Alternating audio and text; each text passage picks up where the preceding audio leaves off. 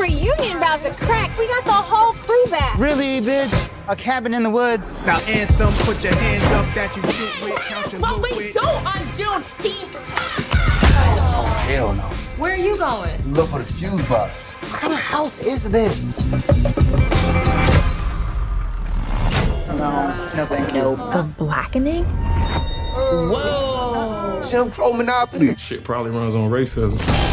Pick a card and save Morgan. What do you mean, save Morgan?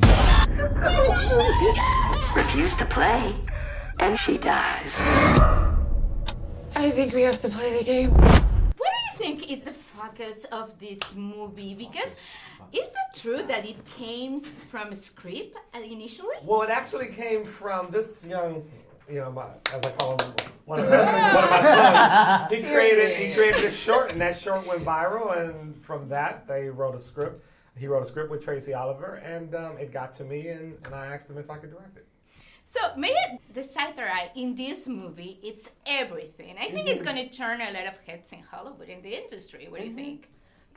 This movie? Uh-huh. Absolutely. I think it's going to turn heads. I think it's going to turn money over to us. And I think it's going to turn opportunities to more black people, which is what we want. Yeah. So, I think we did something special. I know that sometimes people feel that when they're working on something, but this was the first time that I knew immediately from the first day that we had such organic chemistry. I said, this is something special, for sure. I think we all had something to prove in a way.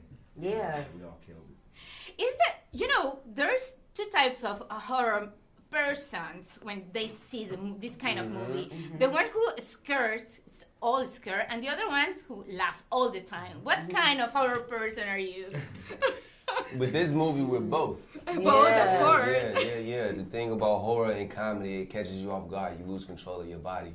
And you lose control in this one from top to bottom. It's a roller coaster, so you laugh, you jump, you scared. Yeah. It's a good time. You never know who you really are until you get into moments like these. So I think people will start showing their true colors, and like the board game scene when they have to choose who's the blackest. It's really fun to see that. At the end, there is a perfect balance between the horror and the comedy too, and it's so hard to do it at the same time. Yes. Agreed, but I think that horror and comedy, they kind of live in opposite parts of the body, but they're still very close. I think like fear and laughter, like laughter is the antithesis of fear.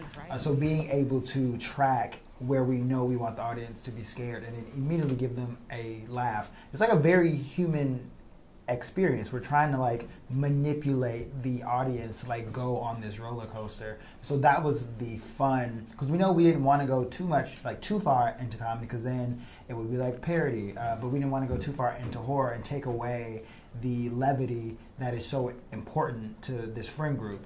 I think we landed in the perfect sweet spot of exactly what we wanted.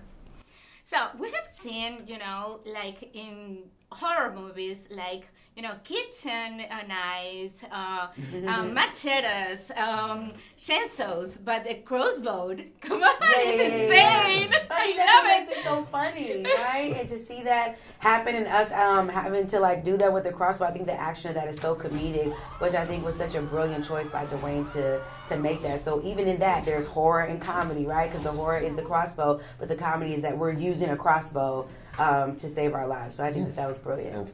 Guys, you did a great job. You have the chemistry. We have a lot of fun at the movie. We are scary, and as I said before, it's going to be a hit. Congratulations. Thank you.